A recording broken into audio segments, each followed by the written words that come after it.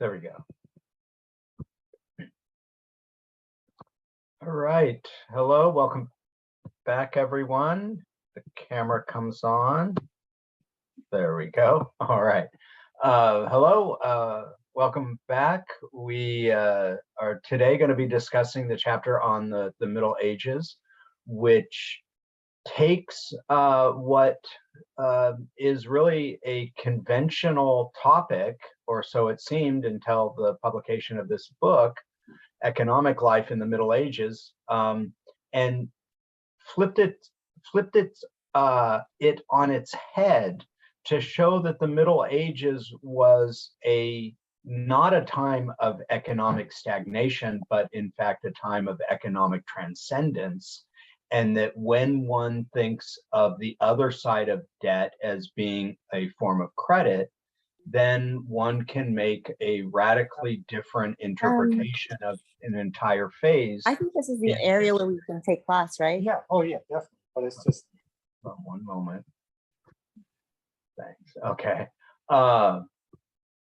And so this chapter is able to flesh out in detail how the Middle Ages were a time of expansion of credit, and that these credit arrangements allowed for cultural innovation and entrepreneurialism of new types. I wanted to open with a quote that I thought was really telling. This is from page 302 toward the end of the chapter. And he, at this point, has gone through Buddhism as infinite debt, Islam as capital as credit, and has established the idea of economic transcendence through credit arrangements. And he gets toward the end of the chapter and writes, "A tally does away with the need for witnesses. If the two surfaces agree, then everyone knows that the agreement between the contracting parties exists as well. This is why Aristotle saw it as a fit metaphor for words. Word A corresponds to concept B because there is a tacit agreement that we shall act as if it does. The striking thing about tallies is that even though they might begin as simple tokens of friendship and solidarity, in almost all the later examples, what the two parties actually agree to create is a relation of inequality, of debt, obligation, subordination to another's orders. This is in turn what makes it possible to use the metaphor for the relation between the material world and that more powerful world that ultimately gives it meaning. The two sides are the same, yet what they create is absolute difference." I found this to be a really fascinating image because it gets at something that, at least in the country where I reside, the United States, something that those of us who have gone through middle school with friendship necklaces or bracelets all know about, that you snap in half and it fits back together. Yet he takes it, and so that's something that we all just kind of intuitively understand, at least in this country, in the culture I was raised in. If you take that a step further, though, that relationship in its similarity can nonetheless have relations of inequality built into them because of what they might tacitly represent or come to mean. And so when two parties do have a tally, even though there isn't a need for a witness, in other words, there is no inherent need for a third party, for a state, when two parties are in agreement, in coming to agree, they're coming to actually agree upon a kind of hierarchy.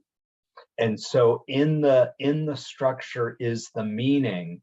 And I find this to be such an apt way of speaking of the larger relationship that is this tension between the human condition and how we typically understand it, and that is a a relationship of salvation and redemption, which needn't be inherent.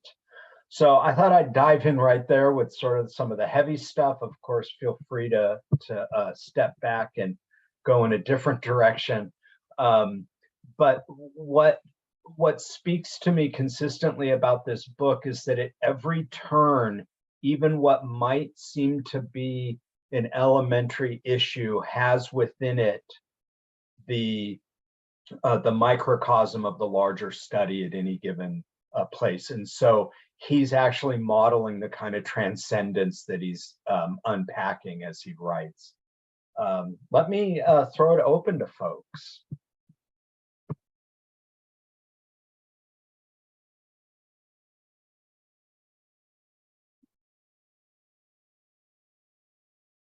Hello, Christian. Hi, Steve. So I thought that was really good what you just said. And I wondered, because in previous chapters we were talking about, the relationship of inequality, that once you enter into a contract with someone, it starts from the assumption that both are equal. Then you have the contract and the equality is lost. And then only once the contract is fulfilled, the inequality is regained. And I thought he took it a step further here when he said, because you can have a tally with something that is beyond our world, beyond, the material world. And if you enter into, and that's the appropriate way to look at this, because, that's like whatever you want to call it, the universe, things that give life meaning, everything that's out there that you cannot touch. There's no way you as an individual can be equal. So in this case, the inequality is the only appropriate way to kind of step into a relationship.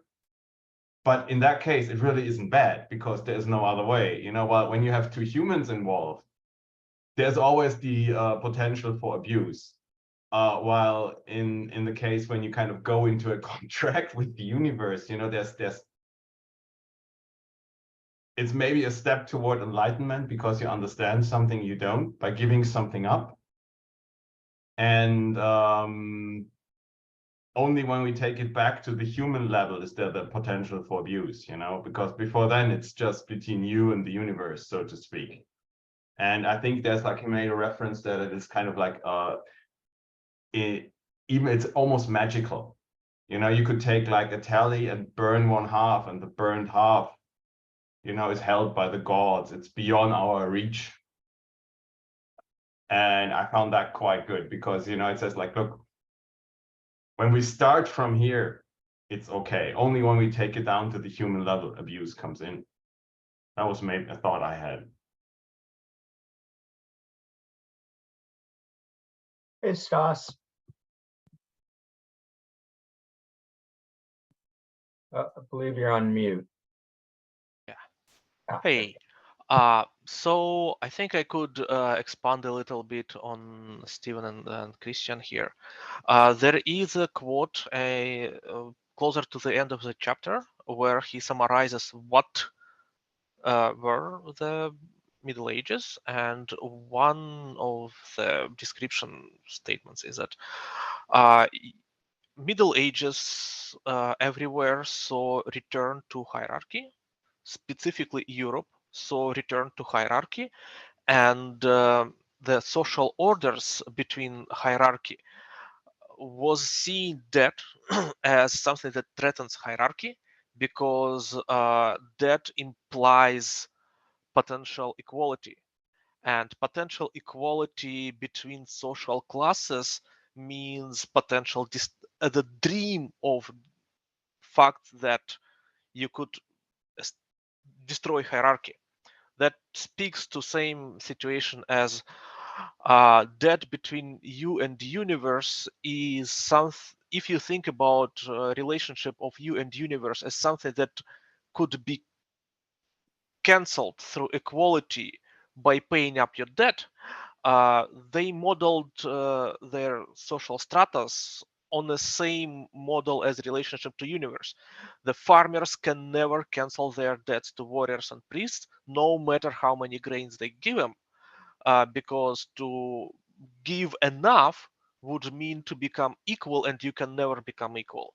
The same in India, like lower strata can never give enough to higher strata, which that was a comment on the previous statement, and I will throw my own hook here. It is also at the end why capitalism didn't happen in elsewhere. So in Europe, merchants were allowed to create corporations. By doing so, merchants basically become collective immortal creditor, entering into relationship with particular mortal people. And through that, they basically mimic the mechanism of social strata. They create a social strata of merchants that didn't exist in Europe. In Islamdom, whatever, there was 4 stratas: priests, warriors, farmers, and merchants. In Europe, merchants weren't a strata at first, and then they become a strata, but they are special because for them, debt between social stratas is a foundation of their status.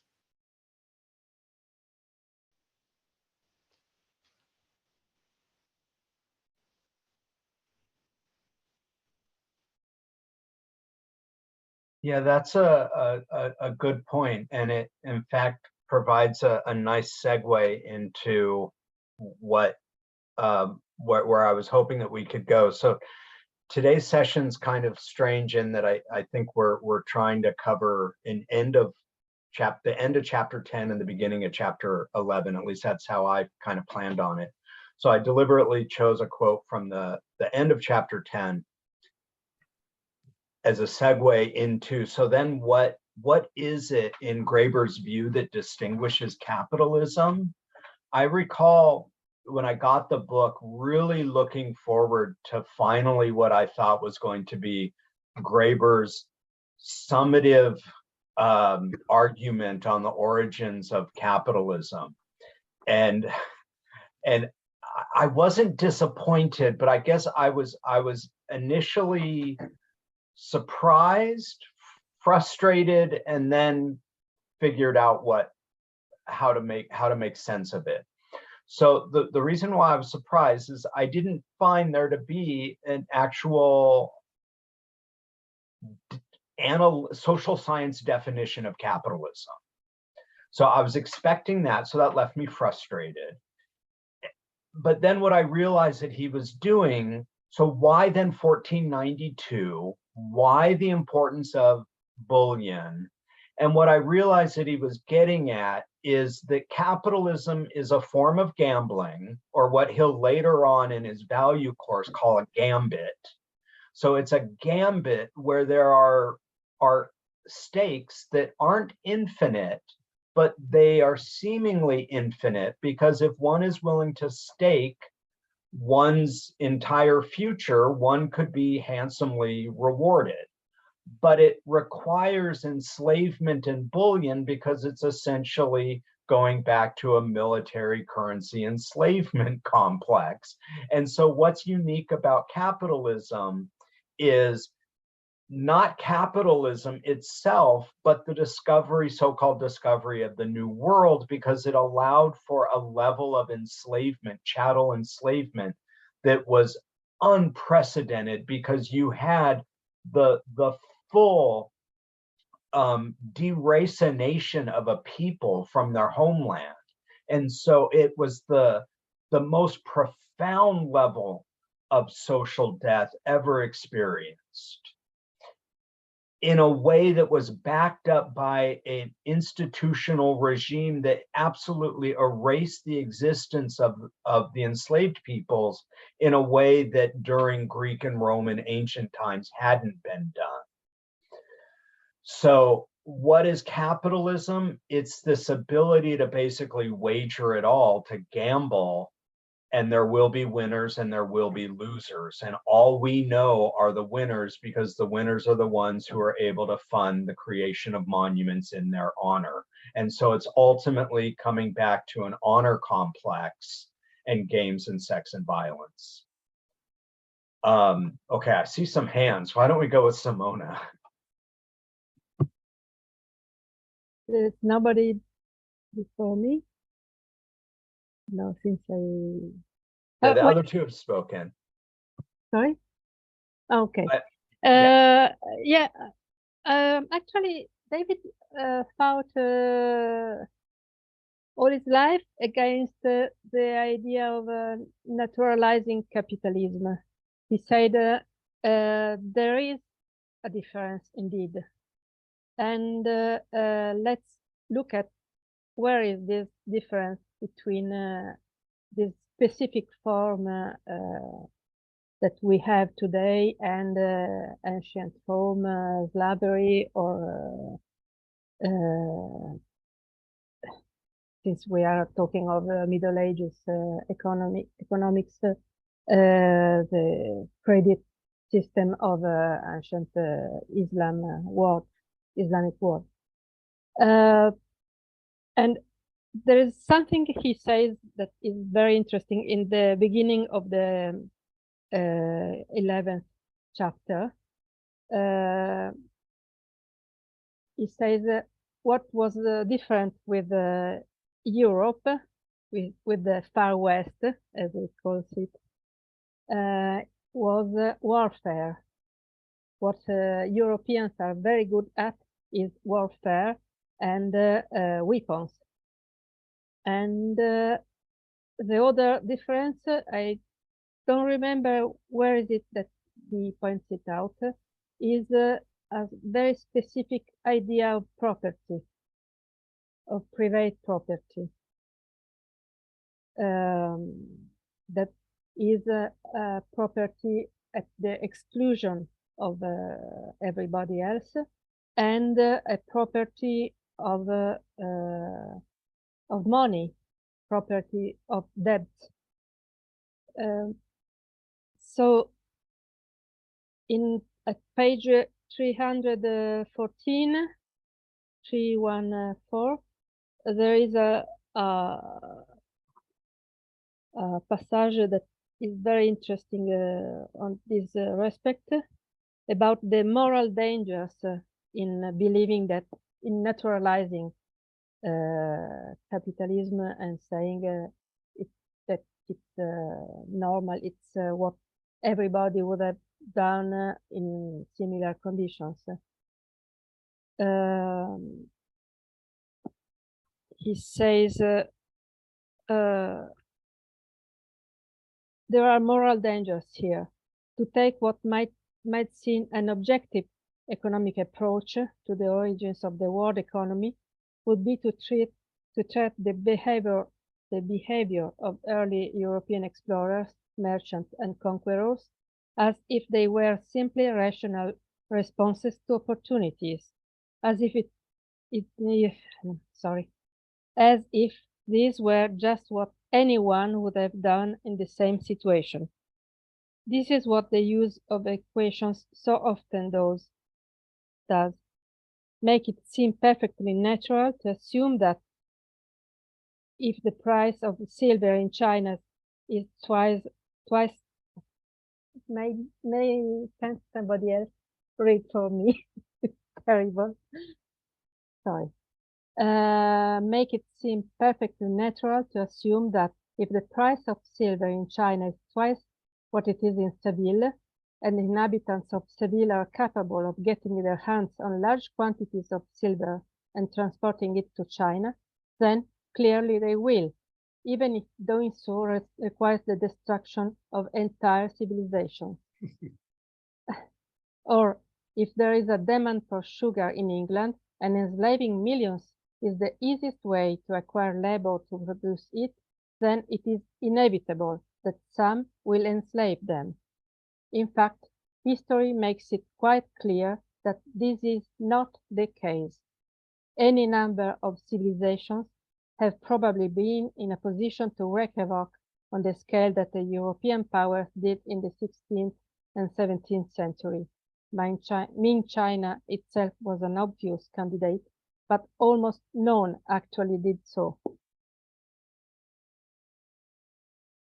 And this is a lot about necessity, determinism, conscious refusal, and conscious, self-conscious construction of reality, and then about stop making capitalism.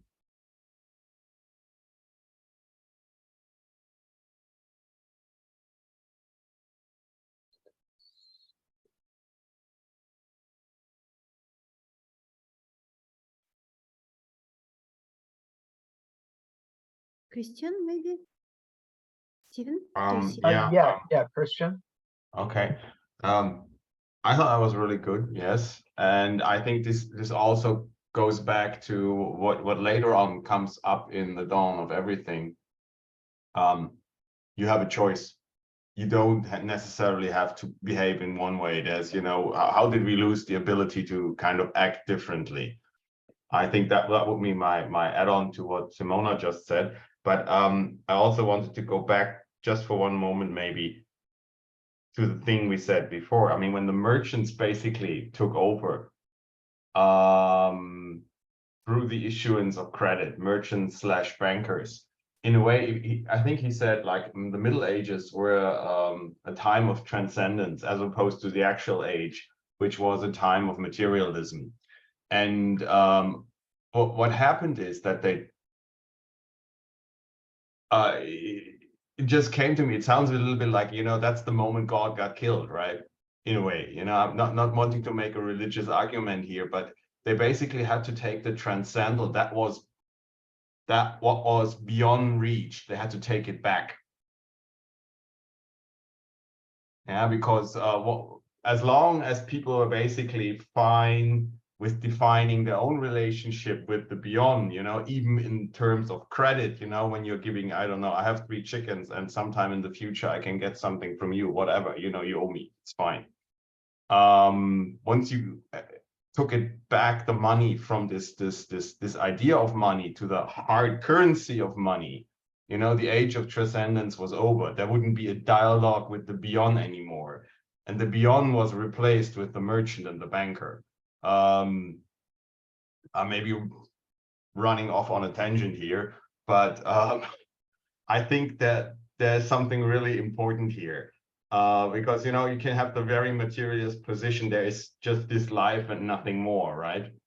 And then you can have the position there's something else as well, however you want to define this, philosophy, religion, whatever. And once this is gone, in a very Nietzschean way, when Nietzsche said God is dead, he didn't mean God literally died. He said God was dead for people.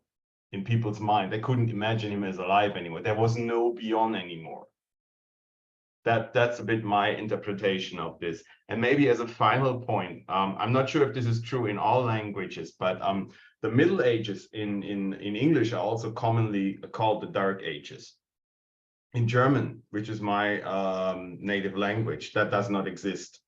It's only the Middle Ages. There are no Dark Ages. People will say stuff like they do in English, like everything was bad and, witches were burned and I don't know, battlefield rape was common, and all these other things.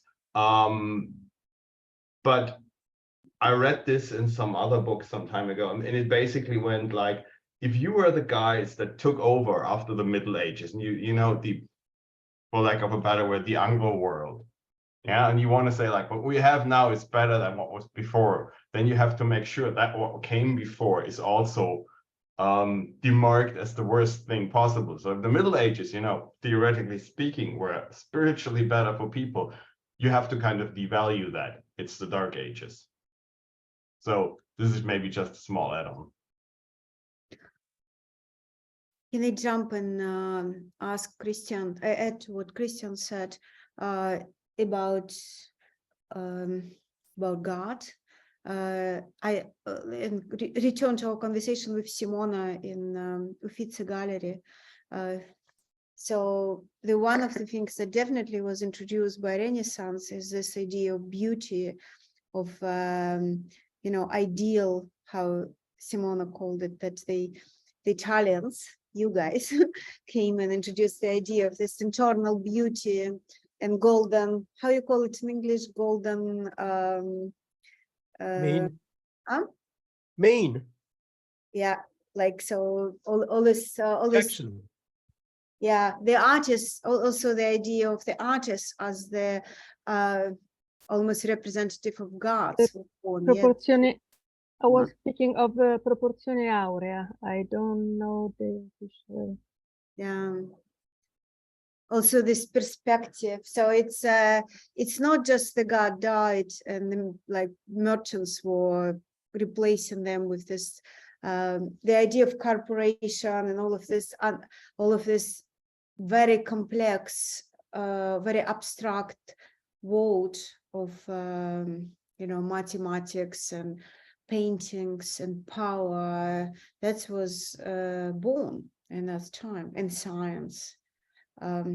Also, like Benjamin, my son, recently read a book about history of music, and he was talking about how the idea of notation and music composition also. So everything could be burned, the artist could not exist, the musical instrument could be broken, but the notation exists, so we can easily replicate that. It's almost the same as the idea of money, and so it's not it's basically a birth of different gods. That's how it looks like. But very violent one, and then it's the ones that immediately come to the outcome of praying to that god is war. So war is connected to these ideas of how the world built. So I wonder if David's last book about war was basically the development of the chapter 11 of the Dead book. And it looks like, I didn't finish reading that, but like remembering our conversation and reading through that book, I was thinking, oh, okay. So it looks like that's what he was talking about. I have to reread it carefully. But I would be very interested if somebody would develop in more details connection between violence and death, and how it's specifically unfolded during the birth of capitalism, because it wasn't like that before.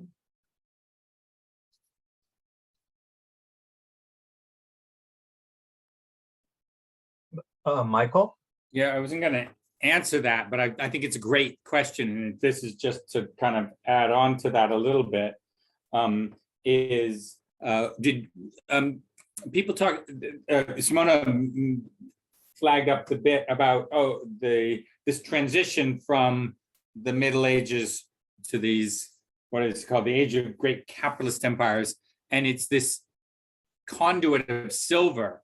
And I didn't know whether or not the argument is that the fact that China went off paper money and started using silver coins and then needed more of it is in some ways an origin, or just something that helped what was already happening, because they brought the silver back to Europe, and there was so many coins that there was a price devaluation, because we've got so many gold coins, silver and gold, and so that the China just kept it going or maintained it.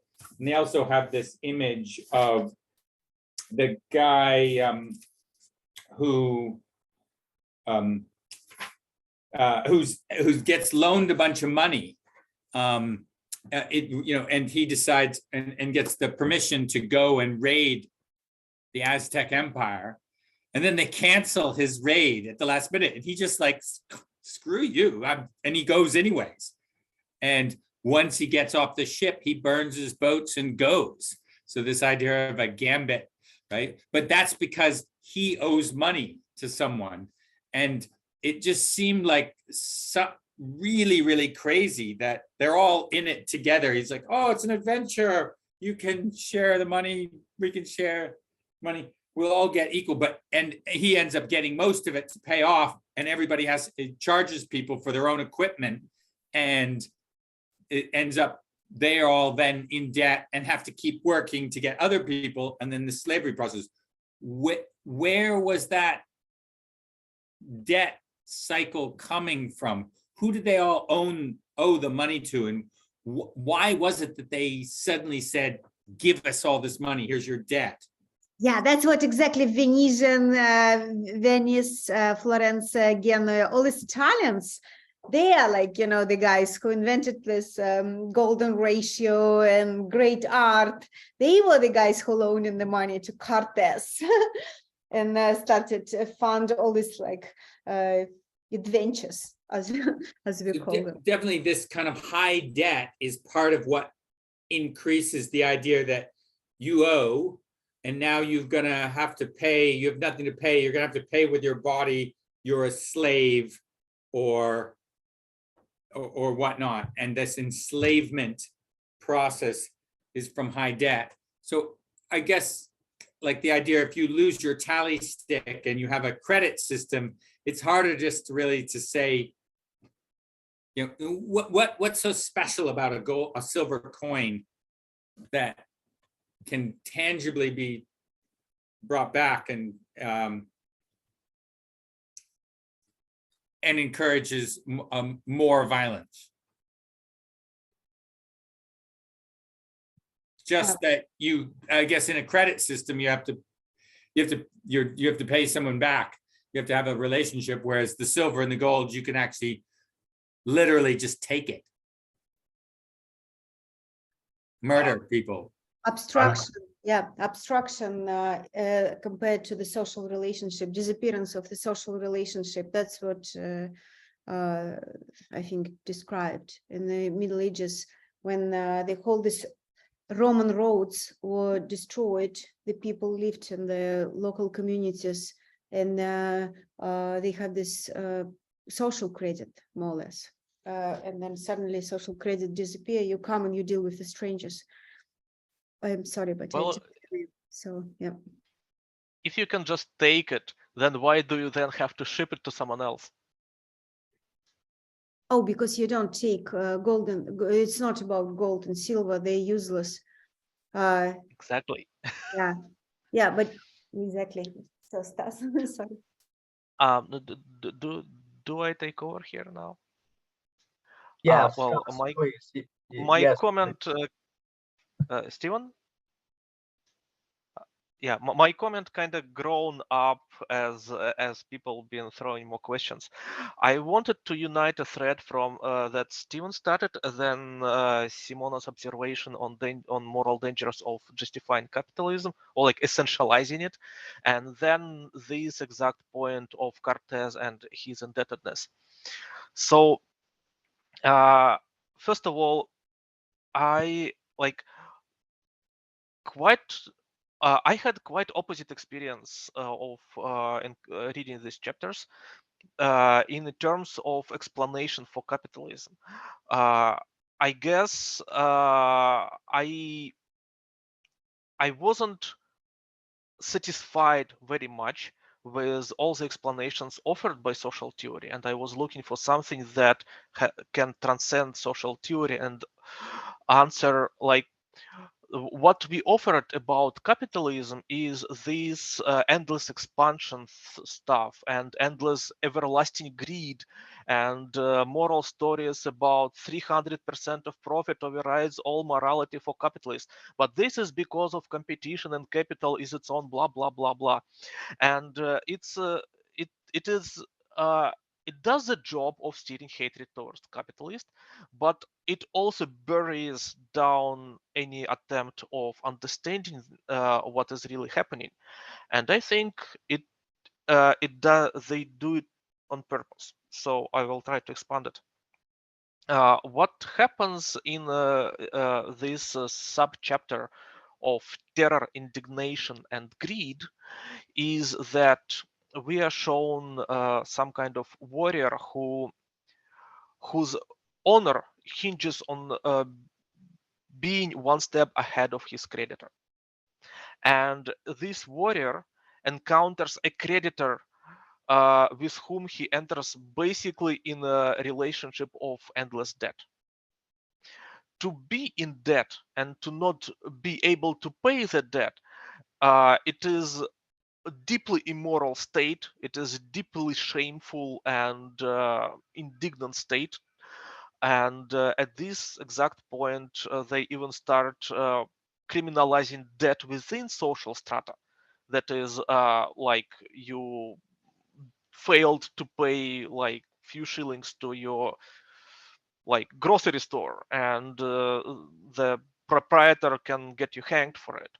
So in this situation, when at the same time particular people end up in a relationship with of endless debt with someone who you actually have to pay your debt, with a collective capitalist, and at the same time to be in this relationship becomes basically a criminal offense. You can get basically killed for it, or at least your humanity is held as collateral by the creditor, and you have to pay back what you owe to basically become human again, to become equal to that which you think you are. So you have these warriors who go and plunder, and no matter how much they plunder, instead of establishing a kingdom, creating their own military and saying like it is my kingdom now, everything they plunder they ship back to creditors, and it's never enough, because what are they trying to redeem? Why Cortez have it wasn't a market transaction when Cortez sent all this gold back to Europe. He didn't buy anything. He was trying to redeem his debt, but like debt has first of all, we had this transformation that allowed him to end up in the situation of debt. And then we have a situation that because you have to pay your debts, it is our understanding of social universe that humans are social species.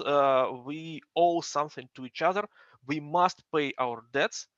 And then you have moral confusion between you must and you can't. It is immoral not to try to pay your infinite debt, but it is immoral to dream about finally paying it, about becoming equal to universe. So this is, I see, as an insight into motivation of these small level capitalists, as basically as small business owners who really cruel to their like coffee shop or McDonald's, whatever, employees, trying to squeeze them out of every ounce of, and thinking that laziness is theft. Like for small business owner, laziness is theft because they can only start their business by taking a loan. They accept position of a debtor, and their reality is one where profit has to cancel the debt. They chase infinite profit because they needed to offset infinite debt. And to fail to do that is to be deeply immoral person, is to when your employee is lazying out, you may miss out on a bit of profit, which means someone will end up parenting you. You will end up in a relationship of parent-child, in relationship of inferior, of subordinate and superior to whoever gave you your debt, because now you're insolvent. So I guess I have another branch here, but I will pause. and give someone else an opportunity, and maybe I will expand to the end of the conversation. Thank you. Simona, is your hand up? Yeah, please. I have two things to note. One concerning what we are saying now is a quote from page 282 in the first edition, and I think it's 319 in the new edition. There is 40 pages of difference that took me astray. Well, the quote is, money always has the potential to become a moral imperative unto itself. Allow it to expand, and it can quickly become a morality so imperative that all others seem frivolous in comparison. It is the peculiar feature of modern capitalism to create social arrangements that essentially force us to think that this way. The structure of the corporation is a telling case in point. The executives who make decisions can argue and regularly do that if it were their own money, of course, they would not fire lifelong employees a week before retirement or dump carcinogenic waste next to schools.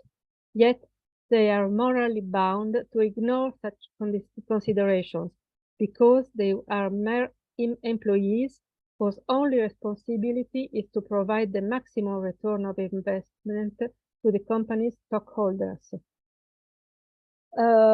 This is the abstraction Nika was talking about before, and this is the kind of feature of capitalism that makes a system of it. It is not only rational but even moral for in this system to think of the retired persons that will lose everything if you don't put carcinogenic waste around the school, if you don't pursue the economic rationality. And the other thing I was thinking over is in this period I'm reading again Macpherson about possessive individualism. We talked about it, Steven, a lot. And what strikes me is that he stresses many times that the Hobbesian logic is totally logical if you understand that there is an assumption between the mechanical body that is at the foundation of his system and the need for a social agreement that stops violence in society. What creates the kind of society that Hobbes describes, and the bad with Hobbes is just that he was so logical. He showed what he had under his eyes. What creates it is a society where the few that have lust for power and greed, and that the few that want to overcome the others and to exercise violence in order to get more and more money are allowed to pursue their goals without a social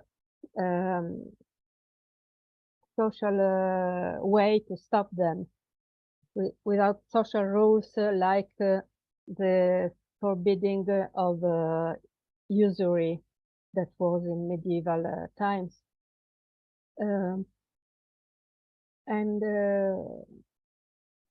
So the war of everybody to everybody that Hobbes describes is exactly the logical result of this kind of a society. And this stressing out the idea of the few reminds me of something we found in an earlier chapter about slavery, where David says, think what would happen if some aliens got in your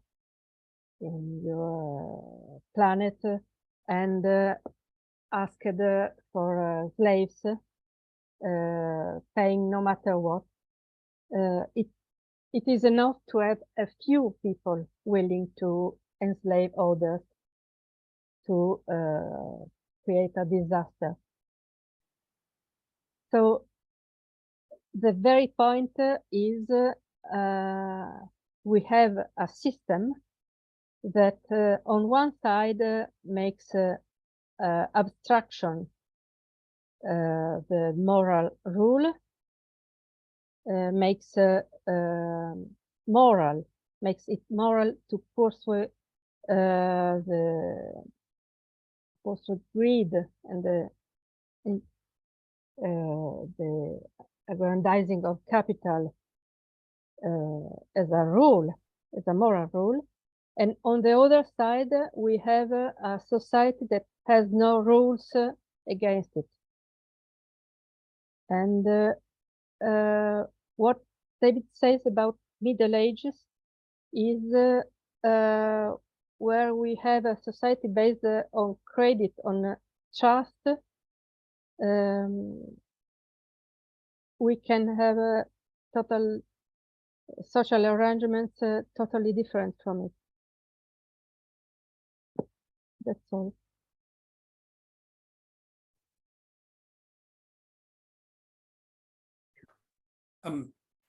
Is that like the idea of trust? You think of that as literally because of the credit system, it takes time to pay someone back, rather than in a coinage system, you don't have to take time. You don't have to have a particular relationship. Does that facilitate the abstraction?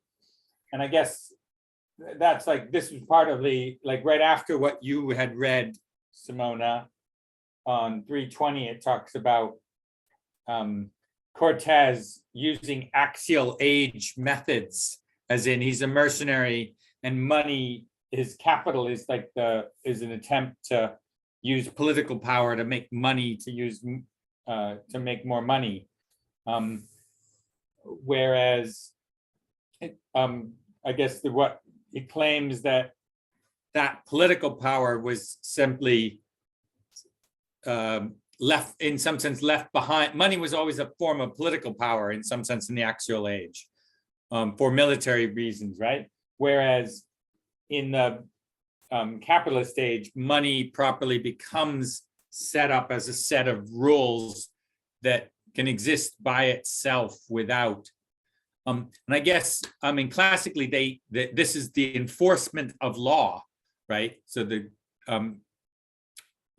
people going on about the establishment of early capitalism require you have who will collect debts. You have to have a law that will collect debts. So I wonder, like, if there's some missing stuff in terms of what is the physical features that make that abstraction possible. Certainly, the idea that when we mean by abstraction is someone says, oh, you owe this much money, and that owing that much money is just a number and it has to be repaid, and you don't talk about the social relationships involved in paying it back. So that's what becomes abstracted is, or hidden. That abstraction is like, as in it's lifted from a real world where is actually somebody who's gonna suffer or cause pain. And in a credit system where you have to establish long-term relationships in order to continue to do business, you can't really do that. So So you don't have the mechanism to enforce, really enforce this debt payment, and it's only could be done by the government, because if it's only owed by the courts, like what Christian was referring to, the story about the woman in England hanged for stealing some piece of cloth, is because the court were involved. So it's never between people, it's always between people and some higher power, like court or government or something like that. But the government, compared to the XLH and Middle Ages, government themselves or kings themselves can be in debt. Like previously, as Michael said, they were not able to, everybody was owning to the king. Now king owns money to somebody, to everyone. That's what it is for us now. The American government is owning us money, not we owning to American government.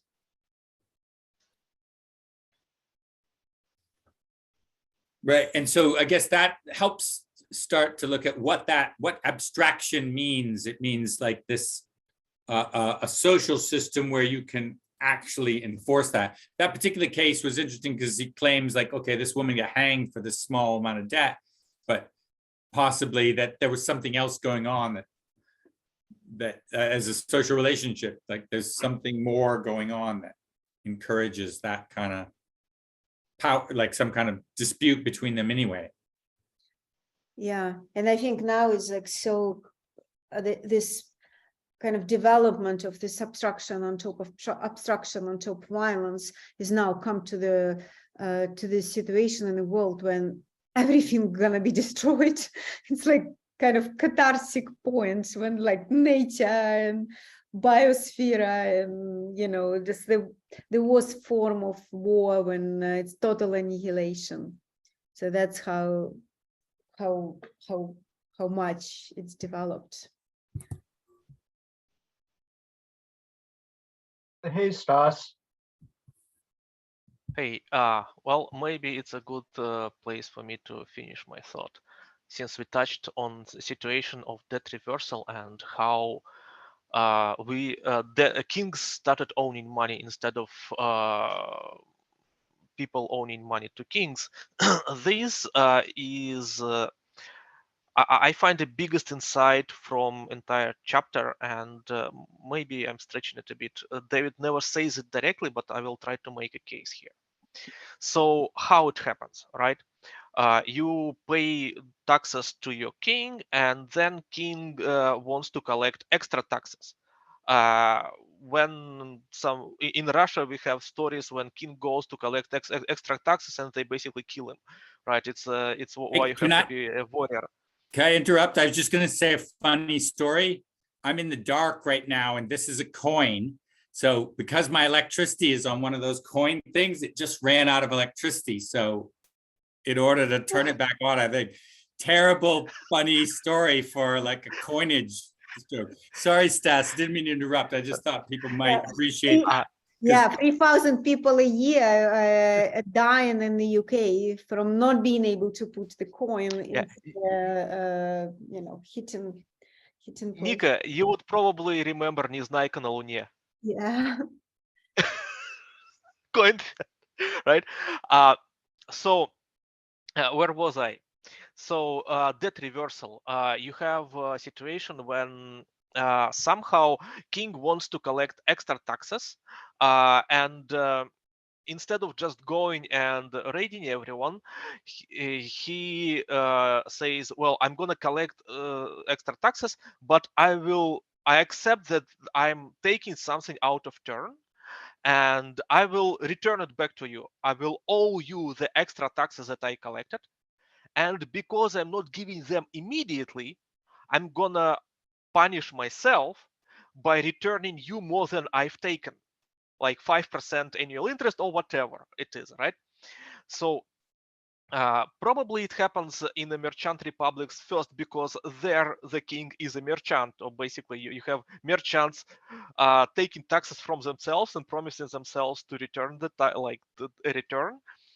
And then you have this situation when pieces of king's debt, king's promise to rebate the taxes, start being traded away as a pieces of money, and they can go with discount or with premium depending on how well your the political unit which issued these papers, how well it's doing. If it's doing well, you may get premium when it actually pays a dividend. So what this actually represents, if you collapse it back into corporations, it represents a share in a profit of a certain political unit. So you start thinking about political unit which issued these instruments as a corporation which issued shares and that promised to pay dividends on profit. So that is, if a political unit, a country, city, whatever, is doing well, is growing, is raiding more people than raiding them back, then you, the holder of this piece of paper, entitled to the share of the profit. And this is what David describes as like how kings end up in debt. And now I will make a case which I think is obvious, but it isn't implicitly stated. So capitalists, the first capitalists are people who hold the pieces of this king's debt, right? And they are propertied class. This is a kind of property. So they are kind of lords. But the property they have is different from property of feudal lords, in a sense that feudal lords, typical landlords, have guaranteed return. They receive guaranteed rent. They own something and they gonna get their rent if they even don't do anything. And these capitalist people who only get a share if collective unit they are shareholders of growing, they only get a share of growth. So they are kind of landlords, but they are rewarded for being productive landlords. So they trying to make it so their political unit becomes richer and they get bigger share of these riches. So you get antagonism between the lazy landlord, the feudal lazy landlord, who gets his rent regardless what he's doing, and you get productive landlord, productive lord who has to work, hire people, create profit, turn commodities around into money, making money. Only then he gets a share of profit. Only then he gets his rent. So in that sense, we have capitalism as a way of defining good landlord. There are bad landlords, there are good landlords. Bad landlords are lazy. Good landlords are productive. Good landlords become lazy landlords when they stop hiring people. Law of failing rates of profit defines how capitalist replaces people with capital and stops being capitalist because value can only be accumulated from labor. But he doesn't disappear. He just becomes a feudal landlord. He owns capital. He still gets rent from capital. He just becomes a bad kind of landlord, a lazy one. So capitalism is just a praise of productive landlord. End of story. And to illustrate this a little bit, I've been involved in trying to buy a house here in New Zealand. And when you go around infinite amount of advertisements, you'll find like every third of them trying to appeal to investors, saying, if you buy this property, you can rent it for like $500 a week. It is appraised, evaluated rent. If you are lazy, if you want to be lazy landlord, you can rent it out for 500, or you can work for it. do like Airbnb, hire cleaners after every tenant, do advertisement, do like improvements. And if you are productive landlord, then you are making more. So you have a choice to be a bad lazy landlord or good productive one. So that's a case. Thank you. Hey, Christian, you want to chime in? Yeah, maybe two things. Maybe as a first response to Stas, and I'm sorry if I disagree a bit here with the productive landlord, because the unproductive landlord would be hit by bad crops. If the crops don't grow, so you're not always making money. That's number one. And the other side is the productive landlord, so to speak, in your example. I mean, if you take the example of Islam, That's you're basically explicitly forbidden from doing the stuff what became capitalism, what became finance here, and they still made money. So, I mean, it's not, I think the distinction is more fine-grained, to be honest. I think you're onto something, but if you basically take the system as it was described in medieval Islam, where it was considered to be impious to take the risk out of your commerce, so to speak. You couldn't just lend out money at interest. You actually had to go sail the ocean, brave the waves, run the risk of getting an arrow to the eye or whatever, and then you could have the money. That was okay. But if you just gave somebody money and said, you have to give it back to me at with 10% interest, I mean, they would have probably killed you, And so there's a difference here. And also what I found interesting, what Simona said earlier on about Hobbes. I mean, Hobbes, one of the two statements he's most famous for is, of course, the war of everybody against everybody.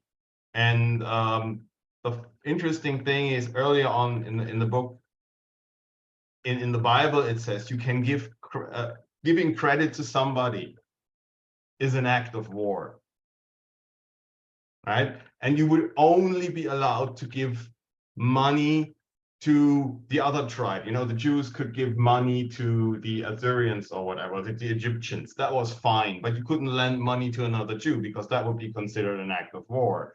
And in a way, if you think about the war of everybody against everybody, is everybody is allowed to lend money to everybody at interest, right? So, and I think that's the core thing is like that they got rid of the prohibition of usury when you had the whole move with the silver to China, and you got it from the New World. I mean, once you got rid of that, you allowed people to make risk-free money. Yeah, and then you could lend it out and everybody would be in debt. And at the same time, in Europe, they made taxes payable only in bullion. And there was no bullion. So how do you get your hands on bullion? Well, over there's like a big country. Go over there, kill brown people, bring back gold or silver in that case. And I think in a way what happened here is like maybe the coincidence of some highly unlikely things happening at the same time. That, China had internal transformation that favored going back on bullion. Yeah. At the same time as Europe, on the one hand, allowed usury to come back and turned bullion into currency as well, and opened up another source of currency across the way, which didn't exist before. Huge, because had they discovered the New World 100 years later, by then the Chinese economy would have collapsed out of disinflation because there wasn't enough silver, because there's not enough silver there. The economy can't expand anymore. It starts contracting. You have an economic crisis. You get this deflationary spiral growing. And then the Chinese are kind of busy with themselves. The Europeans can trade silver for the start. They have nothing to offer because there's no silver. And so in a way, it was like the conflation of a lot of things that were highly unlikely that happened at exact the same right moment in time to produce the starting base for modern capitalism in a way. Because it's if you just look at it, you know, China had to be there, it had to be huge, it had to have massive demand and great products. The Europeans wanted the products, you know, they didn't have the silver. Luckily enough, they found like a huge source of silver. Well, you know, not so good for the people that owned it originally, but you know, it got things going. And then the whole thing started running.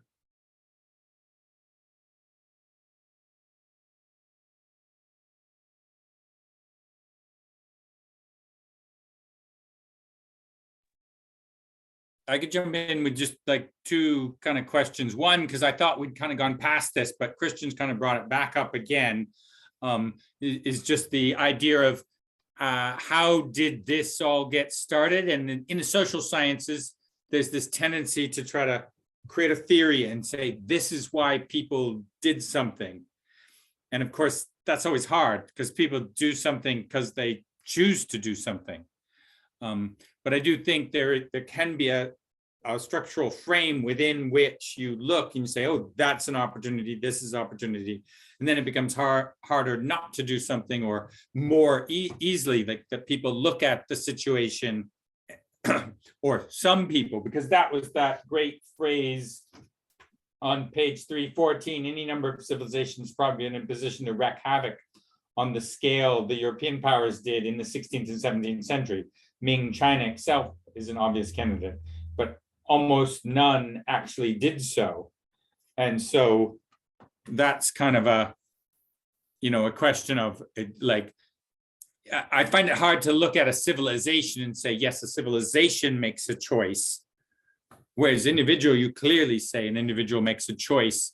You can limit what the individual can see so that they think they only have a few valid options, and that's kind of constrain their vision of what they can do, and that kind of encourages them to choose something one way or another. But so that still, I'm just sort of interested in, it's not quite a question of what of cause and effect, it's a question of how you think about cause and effect within this larger thing, which is maybe to make some of the other reading groups issues bleed into this one.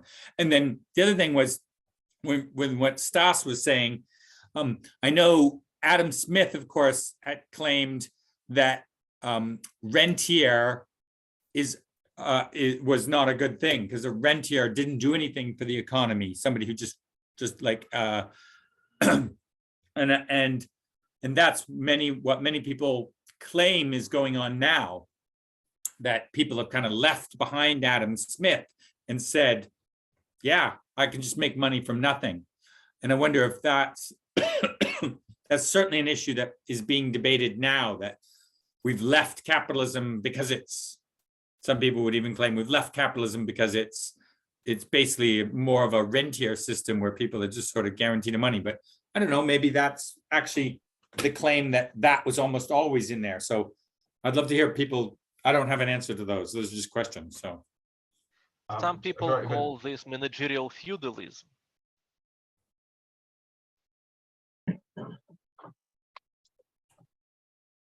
Yeah, in fact, I imagine this will be a topic that we'll take up in our next session, because, you know, the book ends with a question of where are we headed, because in 1971, when we went off the gold standard, of course, that has brought us back into a credit regime where, at least historically, that means that credit arrangements do allow for greater levels of freedom, but of course within hierarchies.